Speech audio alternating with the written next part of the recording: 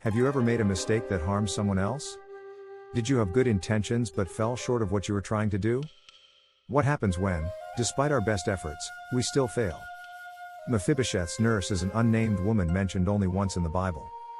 She was a woman who acted heroically but tripped and fell in the midst of her heroic act.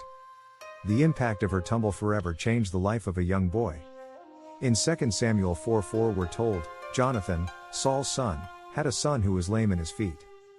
He was 5 years old when the news about Saul and Jonathan came from Jezreel, and his nurse took him up and fled. And it happened, as she made haste to flee, that he fell and became lame. His name was Mephibosheth. So why was the nurse fleeing with the child? Well, when word reached the palace that Saul and Jonathan had been killed by the Philistines, panic broke out. Everyone's life was suddenly in danger, as the tradition of the time was for the new king to kill all heirs to the old king in order to avoid uprisings. Even though Mephibosheth was only a small child, he was still at risk. His nurse, whose job was to take care of him, sprang into action.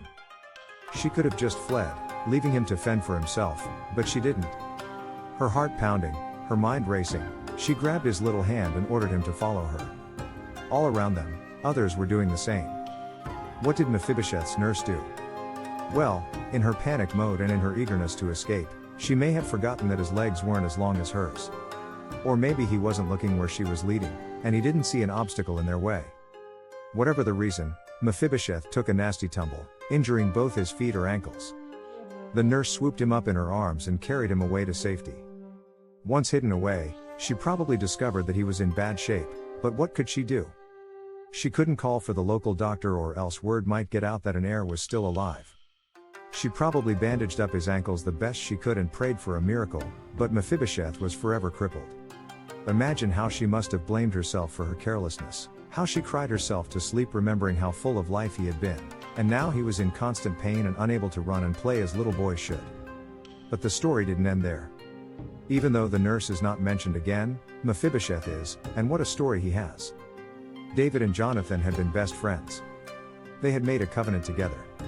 In 2 Samuel 9, David, who is now king, remembers his dear friend Jonathan and inquires if there is anyone left of the house of Saul that he might show kindness to them for Jonathan's sake. All they can find is one servant from the house of Saul. Ziba, the servant, tells them that Jonathan's lame son Mephibosheth is still alive and living in the house of Machir in Lo-Debar. Imagine the fear Mephibosheth feels as he makes his way to the king's palace. Why is the king calling him? It can't be good. When he arrives, he immediately falls on his face, humbling himself before the king. David kindly tells him not to fear because he's going to restore to Mephibosheth all of Saul's land. Not only that, but Mephibosheth will eat at the king's table forever. Now, Mephibosheth is utterly confused. What is the king talking about? Why is he behaving like this? David calls to Ziba and explains that he's giving Mephibosheth all that belonged to Saul and his house, and that Ziba, his family, and servants will work the land for him. But Mephibosheth and his young son will be treated like David's family. What can we learn from Mephibosheth's nurse? Mephibosheth's story is one of grace. We are all crippled by the sins of our past. We're fearful of the future because we know that we deserve death. But then we have a king who seeks us out and offers us grace and a new life. We're invited to join him at his table, where he has prepared a feast for us to enjoy. The nurse has her own story. Without her, Mephibosheth would have been wandering around lost, with no idea how to get to safety. She took him by the hand and saved him from certain death. She was scared, and she stumbled. She may have felt that she had failed him. But Mephibosheth's story wasn't over. Because of the nurse's courage in grabbing him and hiding him away, he was later able to take his rightful place at the king's table. His nurse never got to witness the fruits of her effort. All she saw was her failure.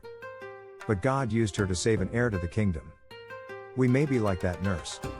All around us we see danger. Those around us are at risk of dying.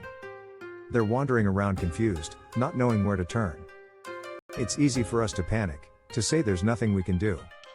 To be fearful of doing the wrong thing and making matters worse. But God doesn't expect us to be perfect. He knows our weaknesses and frailties. But if we keep our eyes on Him and reach out to those around us, determined to lead them to eternal life, He can take our meager efforts and do a great work through them. We may never live to see the fruits of our labor, but that doesn't mean our work is in vain, even if we stumble over our words. If we fear, we only make things worse. God will reward our efforts. So look around you. See those who are lost and seeking help. Be there for them, helping to guide them in the way that leads to life. Each one of us can make a difference. Thanks for watching. Please like and subscribe to continue watching these quiet stories of the Bible you never heard.